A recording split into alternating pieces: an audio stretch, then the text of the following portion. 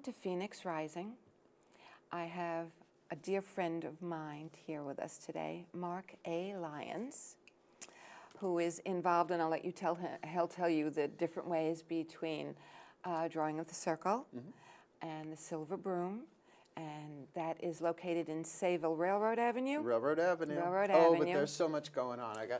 When you contacted me, I said, oh, do I have a scoop for you? Tell me scoops. Okay. You told me, yes, you told me what crystals to get ready. Yeah. So as you notice, between Mark and I, we will interject to each other, but he is bubbling over because there is so much wonderful stuff happening, and I've asked him if he'll give you a couple of definitions, because people do get confused between Wicca, witch, paganism. There's just such a variety And of have I got a metaphor for you? Of covens and solitary practitioners, because no one's burning us at the stake anymore. Because we have good lawyers now. That's right. Yeah. So hi, Mark. Welcome, babe. Hi. Thank you for having me, Phoenix. It's I really so good do to be enjoy back with you. And I enjoy doing this a lot. Yeah. So let's save the good news for the end. Okay. You know, we're not going to bury the lead, but we don't want to give it to him in the first 5 minutes. Okay. We'll build up So to now it. you have to stay tuned. Virgo, legs crossed. Yeah. We save the best for last. So let's talk about that pagan witch, Wicca thing. People really don't know the difference, and also Satanism. Oh, we'll people get have there. a completely bizarre, insane thought process about Satanism. So Well- I'm giving you a lot of things to define here easily for people. And what I love about this here and now is that I can be a little bit more socio-political than were I just to be representing the Silver Broom Ministries. Because at the Silver Broom Ministries, we have a very clear line between church and state. We don't discuss politics there. Of course, we have our own views, and we're like, go around the corner and talk about it if you want, but not in here. But here I am, there's no rock and limits roll. here. Okay, so I want Just you. on cursing, that's the only, and we can't talk about money. I'm not allowed to curse or talk about money. All right, well. We'll work it out. There goes half my vocabulary gone, but I'll do my best. I'm very verbal. So I want you to imagine a tree, a great big huge tree called the religion tree, okay? Now, one part of that tree has 3 major boughs or branches, and those are the ones that everybody knows. I call it the patriarchal part of the tree, where you have Judaism, you have Christianity, and then you have the Mohammedan traditions, Muslim, all of that. Sufi, all etc. father-based. Everything else on that tree, and this is comparative religion, not just my opinion, everything else on that tree that is not on those 3 branches is called paganism. So anything the mother. you can think of. No, well, Buddhism, Yeah. technically not a religion, but not of those 3, therefore considered pagan. Now, I didn't write these rules. Well, maybe I did in a past life, but I'm paying for that now. But really, Native American stuff. So, of course, then we have this whole other branch called witchcraft. Witchcraft is a huge branch because on one of them you have Wicca. Now, to give a correlative, something to compare it to. Okay. Not every Christian is a Catholic, but every Catholic is a Christian, okay? So not every witch is Wiccan, but every Wiccan is part of witchcraft. But then on Wicca, you have British traditional Wicca and all of these other traditions, Gardnerian, Alexandrian, all these different Celtic, kinds. yes. So within boughs, you have branches. And then you have us delightful eclectics. Look, the witch and I love the way you lamb, put that, because it's important. do you think that we are the majority Yes. being eclectic? Because, well, on Long Island, Long Island is the runoff of the melting pot that is Manhattan. So what am I going to do? Only serve the Celts? You can't. Yeah, You're well, that's leaving not out good a business. tremendous, not good business, and so many other people that are seeking like minds. Absolutely. Because even though the difference is, it's still of like mind. And there are no chakras in Western European Celtic shamanism called Wicca. You got to go into the East for that.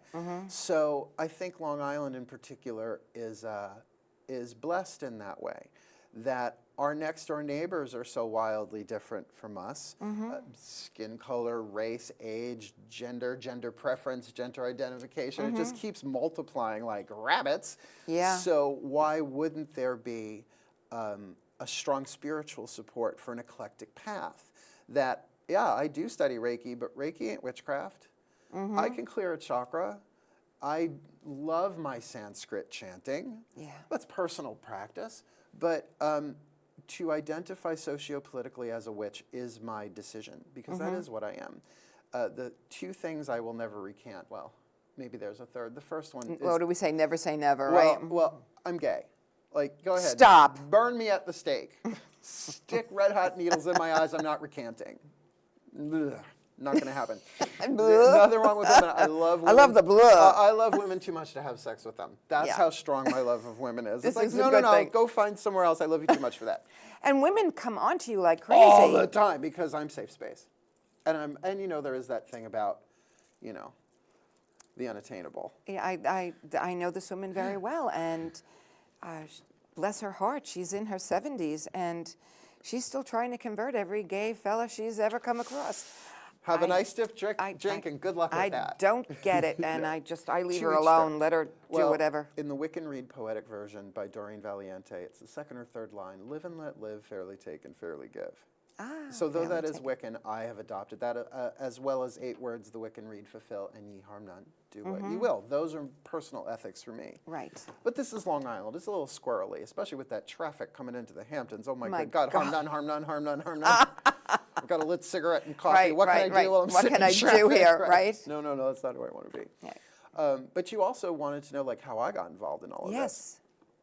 My first coven consisted of a woman named Carol and a woman named Paula and a pink squirrel and giggling flowers. And it was love the this. Magic Garden. Yes. Drawn.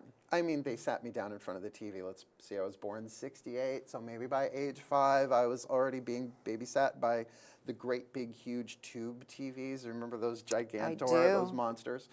But then quickly after that came Bewitched.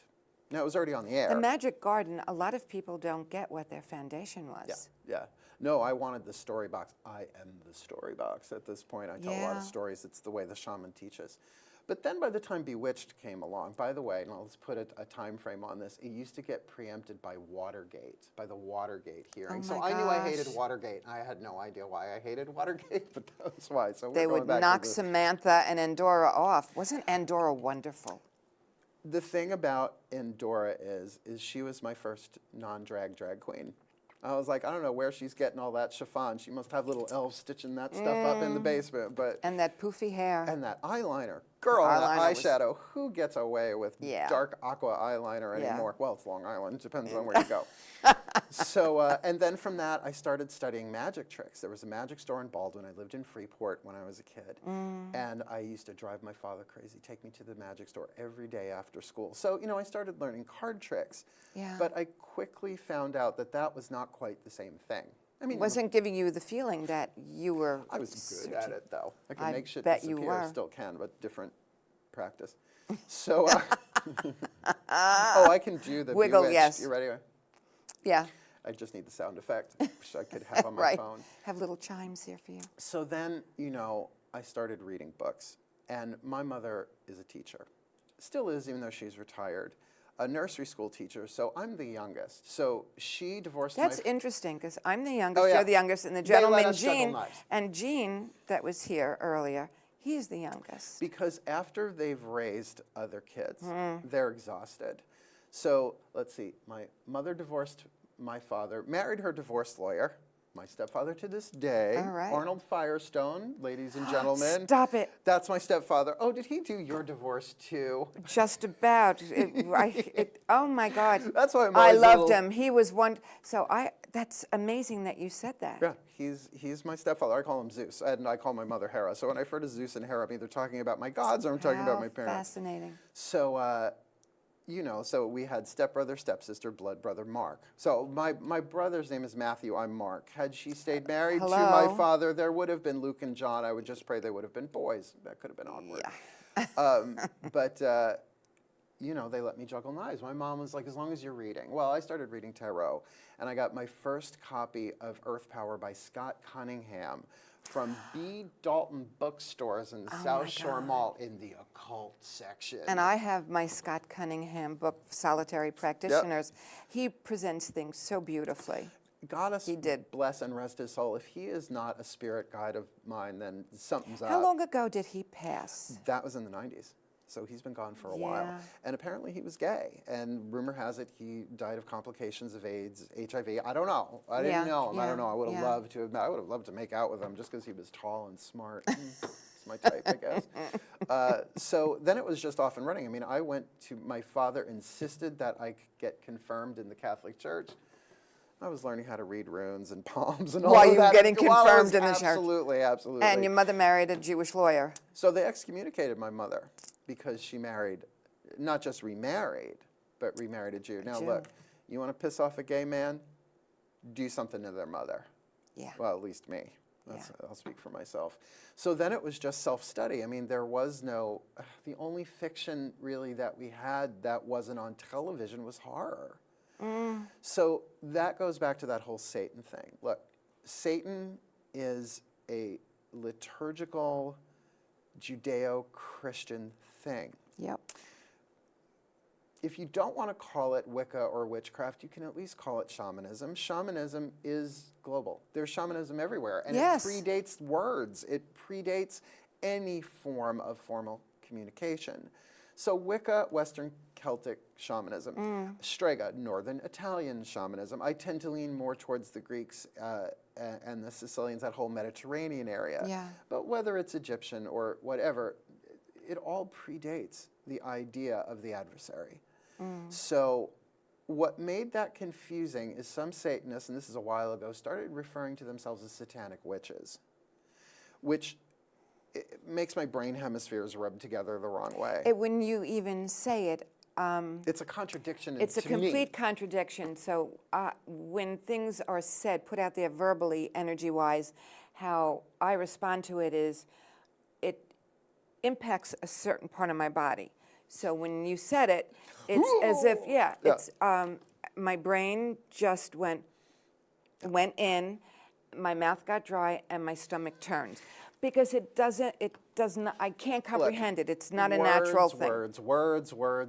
I mean, we're just keep cranking out more of them, and it's a really good way to muddy the water. Now, I have no issue with Satanists. Live and let live. Fairly take and fairly give. You don't harm me, I'm good to go. But you come after me, my people, or my cats, I am going to throw down. Yeah. I don't queen out that often, but you don't want me to witch queen out on you. I will draw down. Love the face. I will. Yeah. Which, you know, I am 1/4 Sicilian, so it's like, do it's not right there. cross me. And, well, the rest is Irish and German and you got it all, honey. You got it all in that little cauldron. Warriors either in your face or will sneak up behind you and stick it in the back of your neck. Right, and snap your neck. So you deal. So yeah, I certainly self-identify as a witch. I am a professional witch, and what I mean by that is I don't have a day job. This is what I do. Yes. And my new business partners are professional witches. Like, I don't have a problem with anybody doing what they got to do to make a living. Just, you know, try and be legal and ethical about it. But when somebody gives their lives to their higher power, their gods, their goddesses, their angels, whatever, and you are making a living. My mother said, all professional means is that you're getting paid. I was like, that's it. Then I'm a professional witch. And join the circle. We just turned 20 years old in May. Mazel tov. My company, my boy. My Mazel tov, baby. Next year he gets to drink. Let's see how that goes. But it has really opened a lot of doors for me. I've met more people than I can possibly remember. I've read cards. I'm a clairvoyant empath, so I use tarot as a bridge so the client can see what I'm seeing somewhat. I've read thousands of people over my career. And I find over and over and over again that we're all the same at the core. Yeah. Wipe off the makeup and the costume of religious and spiritual path, and we're all one. I mean, even the quantum now, the scientists, the quantum physicists, not every scientist considers quantum physics a science. I do. That we are all one. That it's not that we're all connected and interconnected, we're one. That there's only one light, but we are filtered through an infinite number of lenses, and that's how I look at the divine. Yeah. Hard to look at the sun directly, isn't it? Very, dear. You put on a lens. So you want to call it Allah, great. You want to call it Jesus, great. Mother Mary, St. Thomas, my prayers on a bad day. Oh, good God. St. Thomas. Goddess, Zeus, Buddha, Jesus, Fred, Wilma, Shaggy, Scooby. Everybody, get Daphne in here. And Velma, Zan and Jano, while we're at it, help. You didn't. You left out Samantha and Endora, though, well, darling. you know, they're demigods. They're not quite at the level They're of not Fred up and there. Wilma. They're Well, the Fred and modern Wilma Stone were Age around. pantheon. Yes, Yeah. this is true. This is true. And you notice I keep my sense of humor about it, because in Well, we this have time, to. in this time of so much hatred and hubris, division, oh, the world needs the witches to kind of just hold that space of we're all divine. None of us are really born. None of us really die. I mean, what's the point of going for a past life regression if you're afraid to die? It sort of erases it, right? Like, I think I had told you, maybe I didn't. So in case I didn't, I'm telling you now. Tell me now. That's it. When I was doing some training with Alberto Vallaldo. I know him. Not personally, no. Very, very interesting man. I'll interrupt myself to tell you this, because when your mother said professional means you get paid for it. So Alberto Vallaldo is a PhD. He is the head of the Four Winds Society. And they are all about teaching you about your natural gifts, the four directions, et cetera, et cetera. And when his father was going through the process of leaving the physical body, Alberto was already very well respected internationally, had already written at least 2 books, and his family is very old school Roman Catholic Italian, which you can relate to here. To an extent. And his mother was very upset with him. You know, when they all stepped out of the room from his dad at one point, his mom said, "So when are you going to find a real job?" And here the man, not only is he doing amazing service to the humanity of the universes, but he is making a hell of a lot of money, taking care of his family. But Mom wants to know because it's so out of the field of the ballpark she's accustomed to. But what he did also, which I loved intensely, is his father was just about to leave the physical body. And Alberto had everyone leave the room. He said, "I need a minute alone with my father," because his father was going to get the last rites. And spiritually, energetically, in last rites, even though I'm not Christian, I know that they seal and they close the chakras. And I don't even think they know that they're closing the chakras. So Alberto went in and opened and did the death rites that I have since been blessed to have been taught to do this death rites. And he did it, and he had a chair against the door, he said, of the hospital room. And when he took it off, the priest was there, and he was very irritated with Alberto. And Alberto said, "I had to do this for my father before you came in. You know, it's best if it's done within a certain time period of that person leaving." But I know I went sidetracked into Alberto. We were talking about past lives. Past lives. So you don't really die, so you're never really born, and which is Course in Miracles. So at our training, the main crux of this training was to open to the direction of the south, which is the snake, which is shedding of the skin, et cetera, et cetera. And in this part of the training, we were becoming anamkaras, which is a soul friend, soul sister, soul brother to people in the process of leaving the physical body. And not in a hospice type of way, but in a very sacred type of way. Almost like a death doula is what they're calling it now. Yes, it really is. Yeah. And so the first part of the class, there were 9 of us, and our shaman, Julie, who was trained under Alberto, and it was just the best. Our shaman, Julie? Oh, you have to meet her. Julie McCoy, no, shaman Julie Hannon, and she has spent... Sorry, whoever you are. She has spent so much time with Alberto, and in Machu Picchu, et cetera, et cetera. She's a gem. But because she has an ordinary name and looks ordinary, she takes a lot of people by surprise until you're sitting with her. So there are 9 of us sitting there, and we go through the basics of what the week's, living there is going to be. And she said, "All right, we're going to break for lunch now, and when you come back, is everyone ready to die?" It was great. And everyone is looking around like, "Where's the door? Where is the door?" I'm like, "Sure, what you got? Yeah, somewhere other than Earth?" And she smiled and she said, "Think about it. If you don't experience it, how can you help somebody do it with love and gently?" So we all went to lunch, and we're all like, "Oh my God, we're going to die this afternoon." Right, we're going to die. Where are you eating lunch? Not too close to where we're being trained. Serious. And when we came I'll back, have the hemlock chicken salad, please. Right. I thought it was the hemlock Gatorade. Well. So come back, and there's only 8 of us.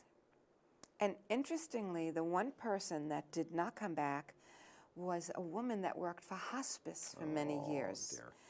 Because it frightened her so much. But what she said to Julie was, oh, I know all this already, so I'm leaving. So she forfeited the fee for the training, her bed and breakfast or whatever she stayed, out of fear. So it got even more interesting because we're all there and we have no idea really what to expect. And she talks to us about the death rites, and she's going to show it to us how to do it before we partner up. So it really worked out great because now you have groups of 4 or 2 that you're going to work in and help each other get out of your body and die. It's like, what a group. So this one I would pay to have someone come to my house and do that at night for me so I can get some sleep. Right. I will volunteer. I will help you, sweetheart. Just golf ball I me will out the body stay and for hold sacred space over your physical body and bring you in. What do you think, my cats will let you near me? To do this because we're not doing the death rites. We're just going through the process of getting you out of your body. Gotcha. Kind of like just astral projection kind of stuff. Yeah. So this one woman says, Julie, I don't really think I should do it because I'm visiting here in Rhode Island, taking care of my dad while I'm taking the course, and he's really not doing too well, so I don't want to. And Julie's like, Yeah, next. come here, Yeah. on the table. So she began the process, and we all held sacred space, not knowing what we're going to hear or what we're going to experience holding the sacred space, and not knowing when it's our turn to get on the table what it's going to be like. And when the woman came back and Julie closed the chakras and finally got her to sit up, she started crying, but it was so beautifully emotional because she said, I saw all of you. You were all holding space for me. You all looked so beautiful. So her fear of dying left like that. The rest of us had to wait a few hours or a few days. But what's so interesting about that is that in many shamanic cultures, it's called different things, but it's called the descent into the underworld, or the shamanic descent, where it's not so much about the physical death, although that might be part of the psychodrama through ritual or ceremony, or hallucinogen or whatever. I didn't do mine that way. Mine was done through ritual and ceremony, and I spent about a year in the underworld. Now, people think the underworld is hell. It's not. It's not. It's your personal hell if you're not doing the work. It's also called Dark Night of Soul. Well, the Dark Night of the Soul, for me, is a different category. Dark Night of the Soul, when I was working with my spiritual director on my last Dark Night, I've had 2 so far. See, shamanic descents you can have often.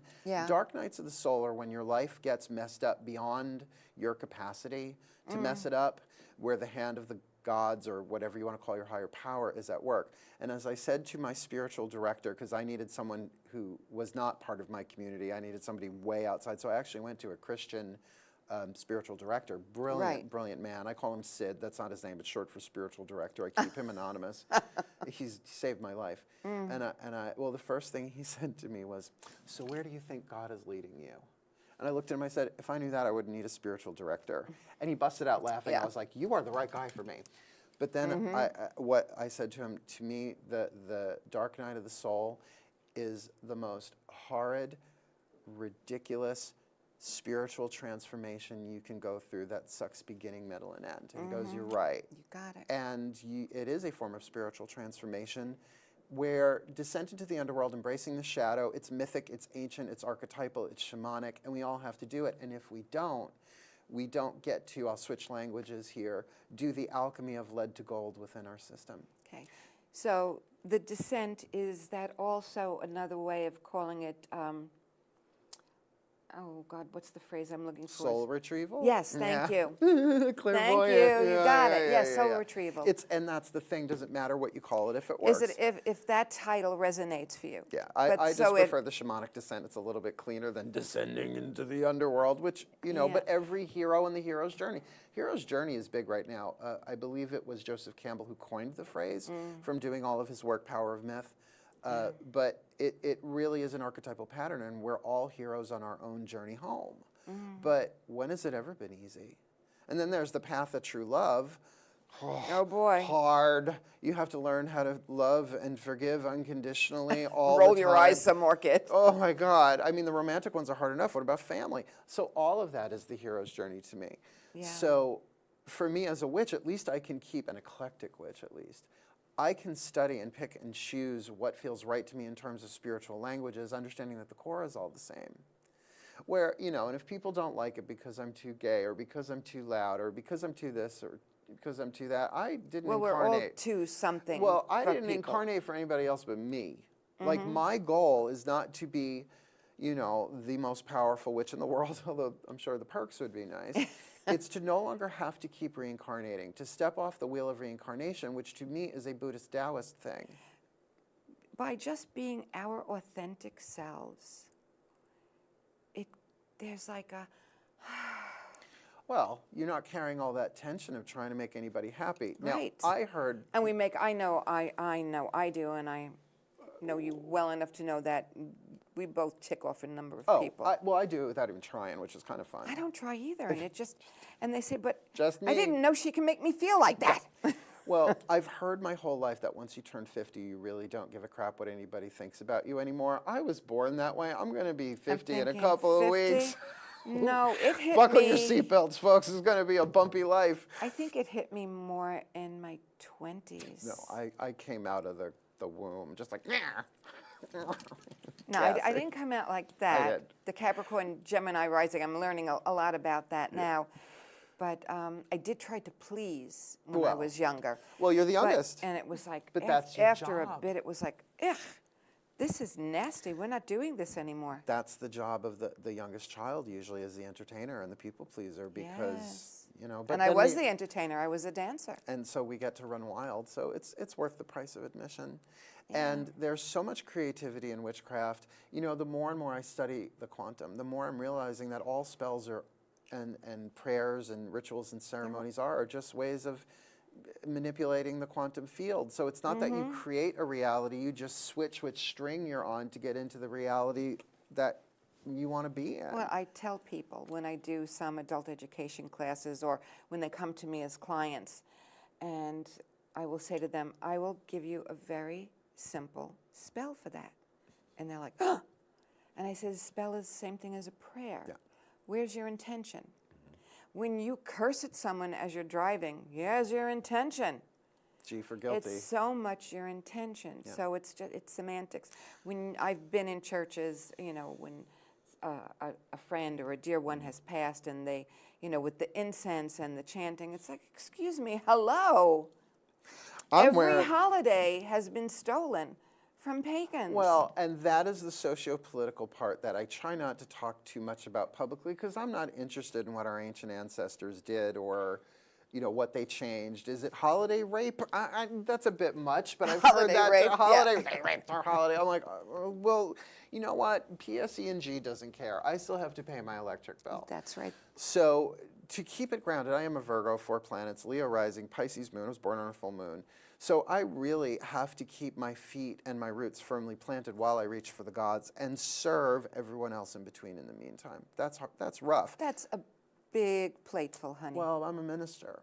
And to me, I just said this to somebody the other day. I go, if you got a problem with me, you either tell me or tell the gods, because I work for them, not you. I serve their children, which is all of life, not just humans. So deal with it. If you want something done, give it to a witch who's busy, because we will manage it and get it done. Definitely do it. Which, how much time do we have? Is it time to talk business? We have 27 minutes. It'll take about that long. Let's go. All right. Get ready. Get ready. This is it. This is the scoop. This is exciting. So I'm going to just kind of dive in and see where this stream takes me. This is a big story. Yeah. Before we do it, very quickly. Yeah. Raymond Raymond Buckland. Let's go back to Raymond Buckland. Let's go back really, I'll give really you far. 2.5 minutes on Raymond, okay? Raymond Buckland was a student and I believe high priest of Gerald Gardner's coven in England. He made the jump across the pond, came to Long Island. Now, he's been a lot of different places, but I believe that according to the history of witchcraft on Long Island, which my friend Tommy teaches, that he came here first. And he opened a magic and witchcraft museum in Bayshore. Now, I lived in Bayshore. Big chunk of my life. I have a very interesting affinity that in Bayshore too. Interesting. So apparently he created high priests and high priestesses like a lawn sprinkler on Long Island. But because they were Gardnerian lineage, secret, secret, secret. Okay. Keep it hidden, hidden. And it was the 1970s. Of course, it would be kept secret. Yes. Keep it secret. Keep it safe, right? Yes, otherwise. But that's why Long Island is considered the Gardnerian stronghold. There are probably more Gardnerian witches on Long Island than in any other relative, except maybe England, square footage. Okay. So that created this thing on Long Island. Remember, this is a sandbar. It's a gigantic crystal. So absorbed in their blessing and all that stuff. Right. Okay. Now, many years ago, I had a student by the name of Nicole Pacinello. Really sweet, lovely girl, one of the many women that I've taught over my career. But then she disappeared for a little while, which happens. Students come, students go. Yeah. You can't get attached. You make friends, you let them go, all that stuff. And I didn't hear from her for a couple of years, and new students come in. It's ebb and flow, ebb and flow. If you've been teaching anything, you know it ebbs and flows. So a couple of years ago, Nicole showed up with her life partner, Ed. So it's Ed and Nicole vending at the Silver Broom, because we started doing Sabbath festivals. So for Beltane and Luke Nasada and all that. And they started a company called the Crystal Cavern. And I met them at one of your events. Now, the thing is why Nicole had disappeared, and I got her permission to tell this story, is that she had Lyme disease, but she was misdiagnosed. So they were giving her this and that for fibromyalgia. Like, it's Long Island. Why don't we start with Lyme disease? And it's not that I'm an advocate for Lyme disease sufferers. I have some friends who've suffered through it, some really badly. So out of those ashes came the Crystal Cavern for her. So it wasn't just like, oh, what should I do with my life? Let's sell rocks, because it started off primarily as a rock and mineral company online, like all online. So now to jump forward to, oh my God, is it 3 weeks? It'll be 4 weeks next Monday. I was getting ready to do what we call Witch Class Cycle 1 graduation. It's the last class of 13. And that series I've been teaching longer than anything else with my friend Amy. We've been teaching it for really since 1998. So she came in beforehand, and a couple of the other ministers were there before the students got there, and she let us know that she didn't know if the Broom was going to be able to continue keeping its doors open.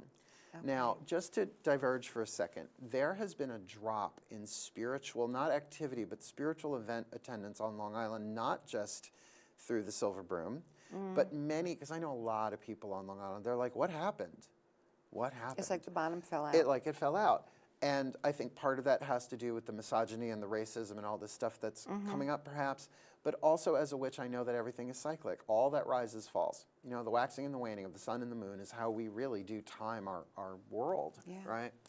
So, and Amy said, well, I heard that Ed and Nicole are opening a storefront in Bayshore. Why don't you connect with them so at least you can keep teaching if you want to do cycle 2, because we finished cycle 1, then we do cycle 2. And, I was upset. It was like somebody kicked a pail of water. Didn't knock it over, because we had to do a ceremony. And in that graduation ceremony, I was blasting that building with as much love. I was like, you want us to burn it to the ground and, sow salt into the earth? We'll do it. You want us to turn it into, New Olympus, whatever. Just show me. I go home that night. Now, Nicole and I are Facebook friends. We send each other funny memes back and forth. Yes. So I said, need to talk to you. Can I do this in total confidentiality? Instantly back, absolutely, because I will not have business conversations, let alone personal conversations, without confidentiality. Right. Honestly, that's my vow to my gods. That's why I can read people and nail them to the wall, because I will forget what I saw for them. That's pretty confidential. Anyway, so I tell her what's going on. She goes, oh, Ed and I wanted you in on this for their new storefront since the very beginning, but we didn't know your responsibilities. Oh, we're so excited, we're so excited. I said, well, where's your building? She says, it's on Main Street in Bayshore. And so I Google it, and it's at the top of Ocean Avenue, where I lived a year ago. I mean, literally, I moved my house from Bayshore to Holbrook. That's when we met. We met just before you moved. I was gobsmacked. I mean, I walked past that building when I would go on my runs to the Bagel Cafe is right at the top of the streets, where I would get my bagel and my egg on a roll. Very Long Island. Yes. So I was like, divine fingerprint, I'm in. Like, that's all. That's the thing about my level of faith. If the gods show me a fingerprint, I'm going for it. Now, keep in mind, Buckland was in Bayshore. And our coven and during the circle started in Bayshore. So there's something witchy, something Wiccan this way comes, right? Yes. So Ed gets on the phone. Now, all this we're typing. Ed gets on the phone. I need to talk to him. Now, Ed does not sound like Joe Pesci when you meet him, but in my head he does. So Ed, for you, I've already done it for him. He thinks it's funny, and Nicole thinks it's hysterical. Well, since you guys might be closing your doors, at the Silver You're doing Broom, that so well. we want to open a second location. You think we could get in there? I was struck by lightning. It was like, which means that the Silver Broom, in order to have a 501c3 tax-exempt church, at least in New York, it changes from state to state, you need to have a mailing address and at least a place where the congregation can meet. And there are other things to jump through.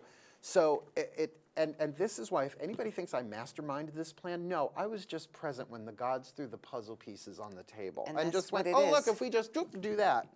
Within a week, the Silver Broom, the Crystal Cavern, and Drawing the Circle agreed on a partnership. And so they are opening 2 locations. The first one, September 9th, on Main Street in Bayshore. I think it's 139. I'm not great with numbers, so Google it. It's they're on Facebook. Yes. And then the grand opening. And yeah, the grand opening is going to be a hoot. I'm the MC. Oh my gosh, it's going to be so low key. Yeah, have a drink and buckle your seatbelts. Yeah, no, I'm a fun MC. And then they're going to start renovating the Crystal Cavern in Sayville. So we're calling the one in Bayshore Cavern West, and the one in Sayville Cavern East. Cavern East. And it's so much fun.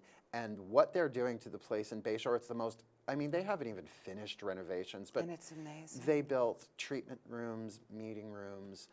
There are, it looks like a crystal cavern. The stone tiles on the walls. I mean, I was having like Son of Krypton moment. I mean, it was like selenite on the walls. It was so, and you know, that's working with millennials. They're fast, they've got the money, they've got the power, they've got the drive, and they have the vision. I could have never seen that. Like I've learned by working with witches and pagans, keep it as low rent as you can.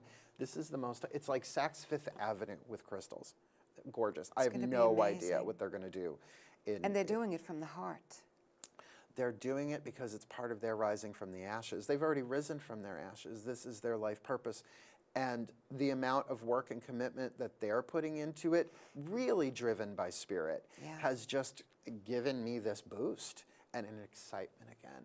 Because the energy was really low this past year or so, where I think the gray cloud of dread and fear, and really, people don't get that racism or misogyny or any, it's hubris. It's one of the 7 deadly sins. It's really horrible. And nothing ever good comes of it. And I'm pretty sure that whatever you hate in one life, you come back as in the next. So maybe I was a great old big witch burner in another life. I don't know. Maybe it would kind of make sense that I would actually come down to teach it this time around.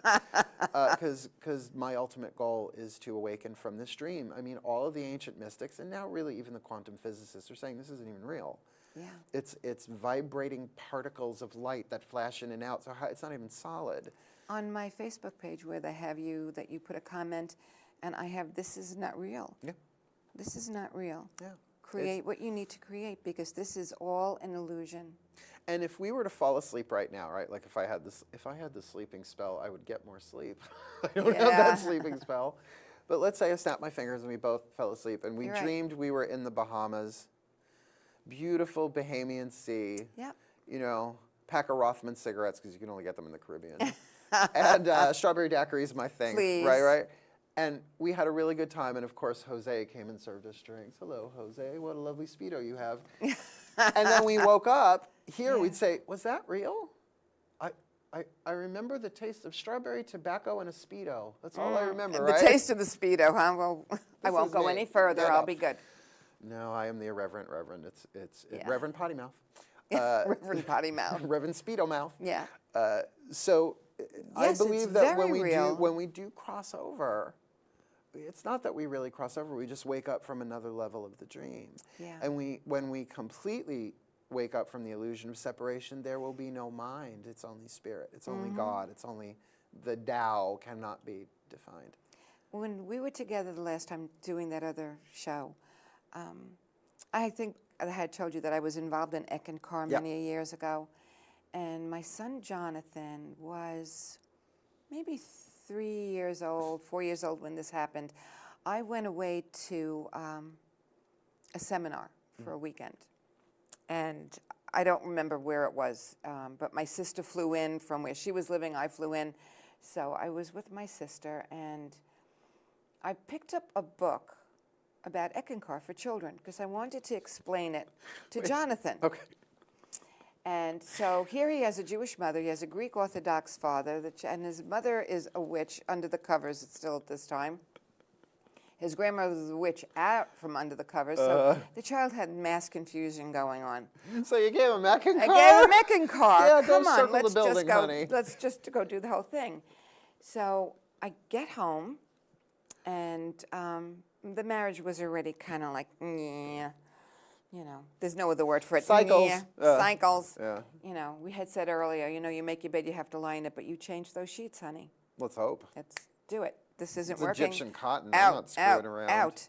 Well, I am. And so I was talking to Jonathan about Harold Klemp, and that, you know, he's the living Ekmet. Tried to bring it down to his level and whatever it was. So I give him this book, and beautiful childlike artwork in it. And he's, Mommy, that's the man. I said, what's the man? He said, in my dream the other night. Aw. In Jonathan's dream the other night, he saw me walking on the beach with snowflakes. And that is something that's very precious to me, to walk on the beach in the winter, sun shining, snowflakes falling. For whatever it is, it resonates with me very strongly. He said, you were walking ahead of me, and I was with that man walking behind you, but you didn't turn around. And it was so matter-of-fact for me. I said, because you didn't have the agreement with me before you go to sleep at night. Sit and talk to me for a moment, to ask me for permission to come and enter that level of where I am. My niece does it with her mother and had done it for years. That's the sister that introduced me to Ek. And to this day, even though Jonathan's path has taken him some very interesting places like all of ours, he still remembers all these things about the Dream Master, and that this was a very kind man, like a grandfather, that was walking with him on the beach, and his damn mother wouldn't turn around when he was saying Ma. Well, I know if a child of mine said, that's the man, I would think they meant like the man who's keeping us down. Right. It's the man. The man, that's the man. In college, I hung out with a lot of hippies. I was sort of a pseudo-hippie in the 80s, towards the end. And they would say, the man's trying to keep us down. I'm like, who is this man? I should date this man. He seems to have an awful lot of power and influence in this world. Is he Can tall? you introduce me? Yeah, right. Seriously. What's his sign? Yeah. Open. Open. So we do Slippery have when wet. 13 minutes. How do people find Mark Lyons? Mark Angelo Lyons. By the way, if you write out my name, Mark Mal. Angelo, well, M-A-L, that's my nickname. People have been calling me that since I was a teenager. But Mark Angelo, if you get rid of the M and the O, it's Archangel. And I confronted my mother about that, and she goes, oh, God, you're a weird kid. I'm like, but you named me. She was like, it was 68. I was on drugs when I gave birth to you. You know, that stuff they give you in the hospital. So I am that messenger in that way. So Mark A. Lyons, I don't put the Angelo on my paperwork because it's too many letters, doesn't fit. But I am on Facebook. I am on Instagram. DrawingTheCircle.com. We've got our new subscription service up and running. We've got audio, we've got video and audio video. I'm working on ebooks now. I got my first ebook out, Spell Ingredients from a Professional Witch. The next one is called Words of Grace. You gave me ingredients the other night on the phone. It is what I do. I am the Encyclopedia Brown of witchcraft. Now there's going back to the Nancy Drew days. Encyclopedia. The kids are like, what's an encyclopedia? What's an encyclopedia? Yeah. Wikipedia Brown. Oh, I should brand that. Get that. Get that. Somebody copyright that. Question to interject here. Yep. Spells. Yes. Some are handed down through many years. Always stir clockwise. Yes. And I did a clearing on someone's house yesterday, and she's not going to watch the show because God bless her, she's just not. And good. Let's make fun of her. You're so wicked. I love it. So their Tuesday, house has not been selling Yeah. because there are very strong cords. Yeah. She says, her mouth says, I want to sell the house. The feet are so grounded into the foundation of this house, and the husband and the 2 dogs. They have 2 little designer breeds, whatever they are. And so she said, oh, please come. They've gone through, I don't know how many different brokerages already. And I'm like, please don't call anyone I know. Please don't. I don't want to tell them I know you, because she's very difficult. She's not a bad person, but she is so stubborn. She lives on the east end of Long Island. What a shock. She's not getting the messages that Spirit has been attempting to stick in her face for as long as I know her. And I said, I will come to the house, and I'll do what I can. I said to her, I will do some things before I leave my house, my driveway. So in my driveway, and I live on a farm, so one of the guys from the farm is watching me. I leave the house with my feathers, the whole thing, and he's like, oh, yeah, she's gone, we know.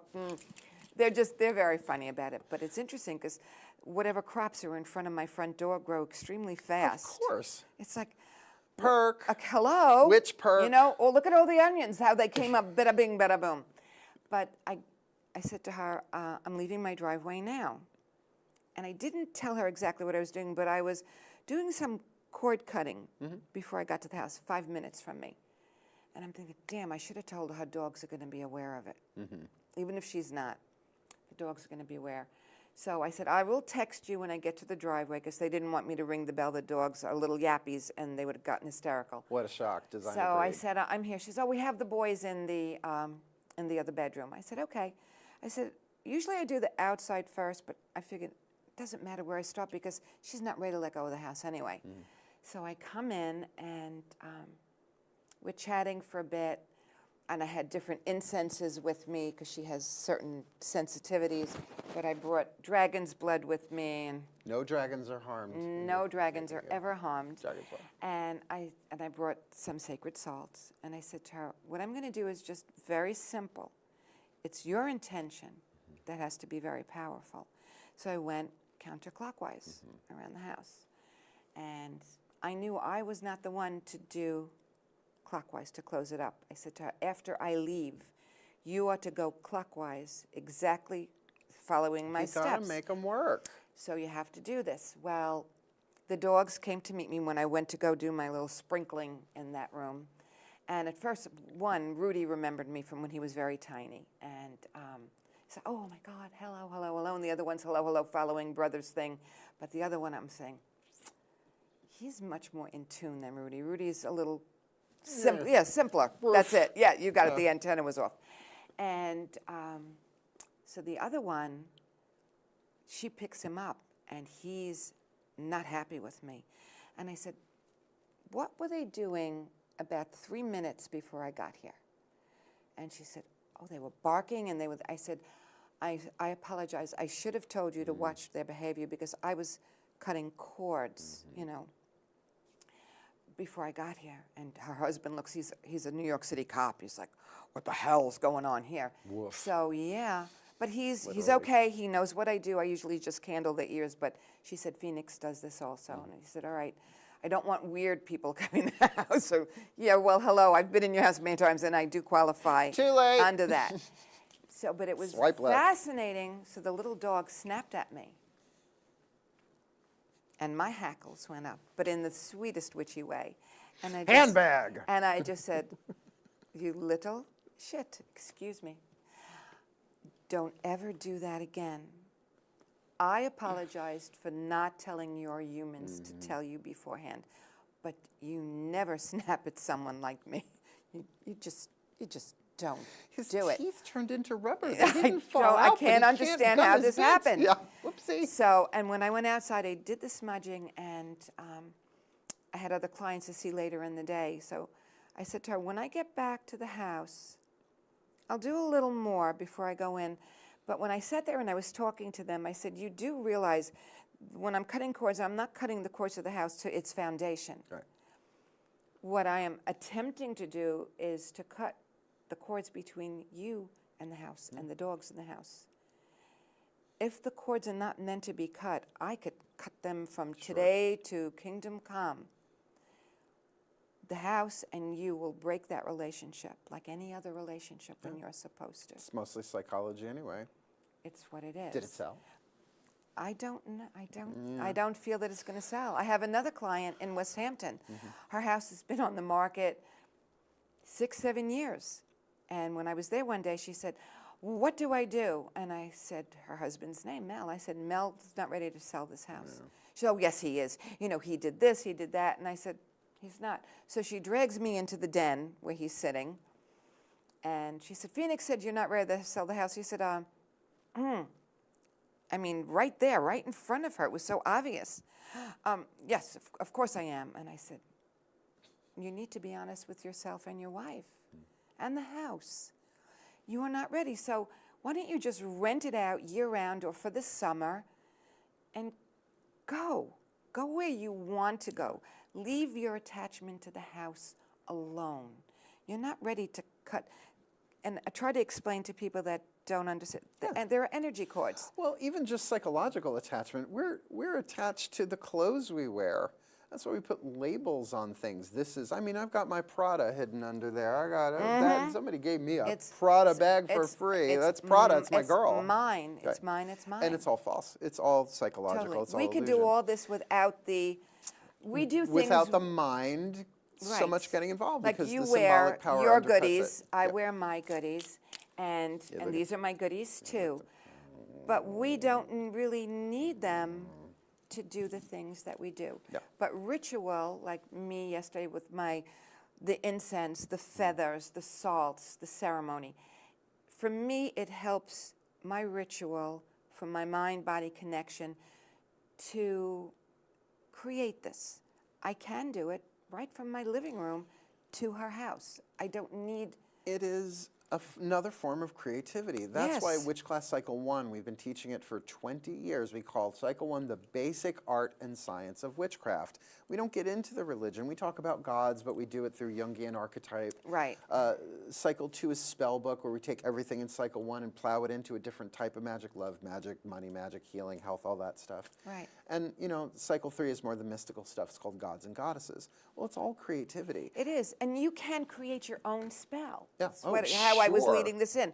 Mark and I were on the phone the other night, and you quick gave me a spell with peppers, and for something that, and it just, but it doesn't mean that the spell has to come from 20 generations back. Well, what are you going to do for a cell phone spell That's when our right. ancient ancestor didn't even have a telephone? That's right. Pony Express magic. So, and for me, repetition and rhyming work for me. For many people, it doesn't. I'm a rhymer. So I'm a rhymer also, and someone will say to me, can I have a spell for this? And it's for something that's really not really nice things. And I say, I'm not in that situation. Yeah. I will not do a spell for you. Oh, no. So I give them a very easy spell to just break a relationship. On the count of one, the spell's begun. Very simple. You could even Google a spell. Yeah. I mean, it's out Well, there. be careful what you cast for, though. You never know. What you cast for, what you ask for, because it will come and bite you in the And hiney. it's all a recipe. As a witch, we teach every witch that comes through my classroom. Tweak it, make it your own. If it's in a foreign language you don't understand, translate it. If you don't like the words, change it, because you can't blame the publisher of the book, particularly if they've been dead for thousands of years. That it's 100% responsibility as a witch. Your responsibility, what is your intention?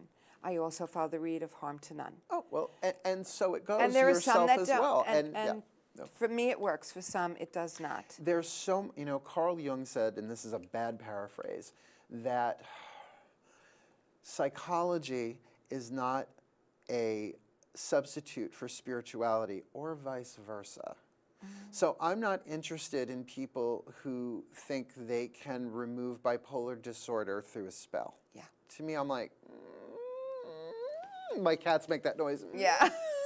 The squeaky door, too. Yeah, no. But nor can psychology really give you the spiritual meaning of life. That's intensely personal. Yeah.